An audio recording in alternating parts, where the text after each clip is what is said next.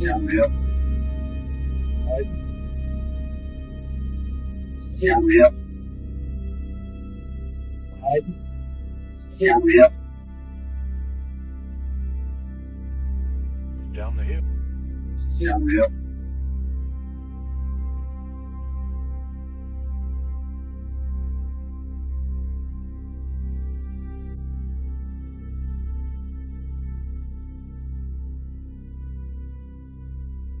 That turned out a disaster like this.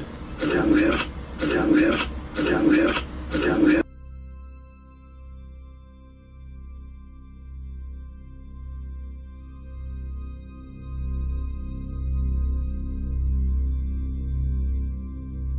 That turned out a disaster like this. Down the hill, down the hill, down the hill, down the hill.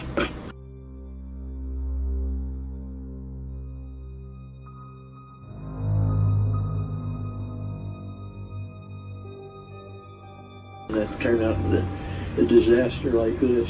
Down the hill, down the hill, down the hill, down the hill.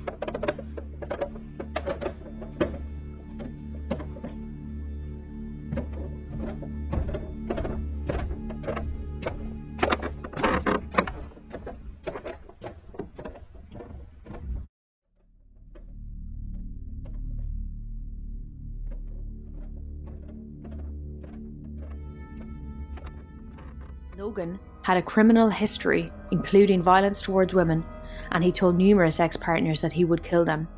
An ex-partner of his stated that he always carried a gun with him everywhere in his fanny pack. Bridge Guy appears to be wearing a fanny pack. She also stated that when she first seen the photos of Bridge Guy, she presumed police were looking for Logan because she thought it was Logan. She did not realise that the photo was the photo of the suspect. In total, 15 tips, both anonymous and from known people in the community, reported that they thought Logan was in fact Bridge Guy. Police were granted a search warrant to search Logan's home. The warrant states that Logan's physical makeup is consistent with Bridge Guy and that his voice is not inconsistent with the audio. Logan owns numerous guns and weapons. Initially, Logan had given an alibi for the times of the murders. He claimed he had an alibi, buying tropical fish 20 miles away. I was not home during the time that all this was happening. I was in Lafayette. Yeah. And I didn't get home till approximately 6:30 in the evening, and then the neighbor stopped to ask for permission to look back here for the girls. However, it was later discovered that the alibi Logan gave was false.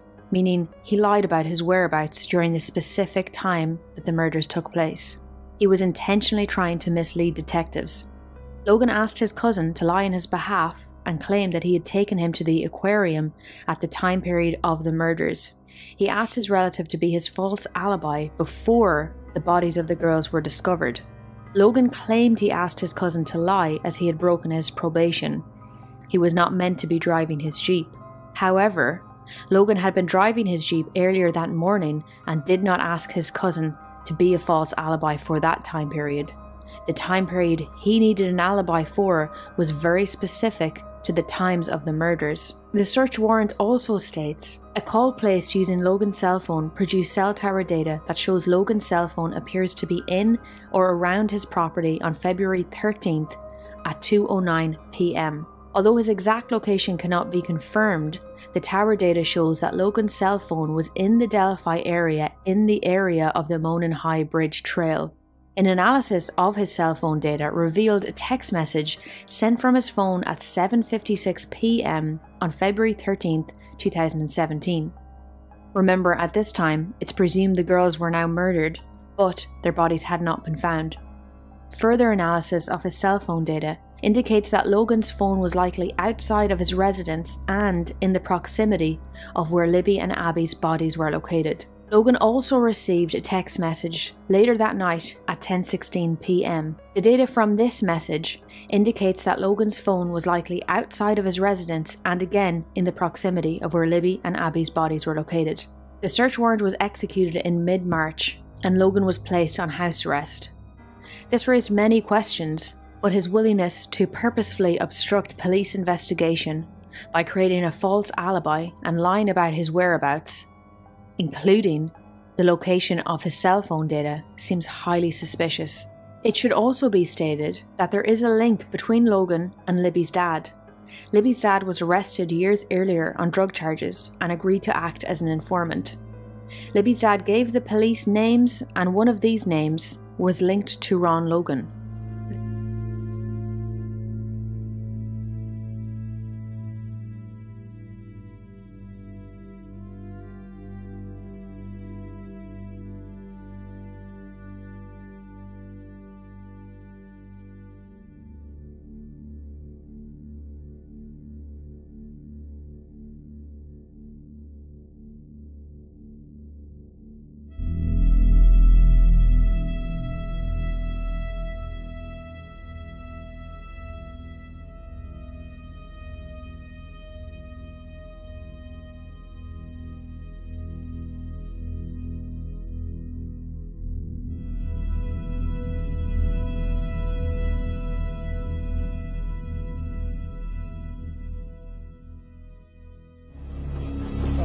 Right here.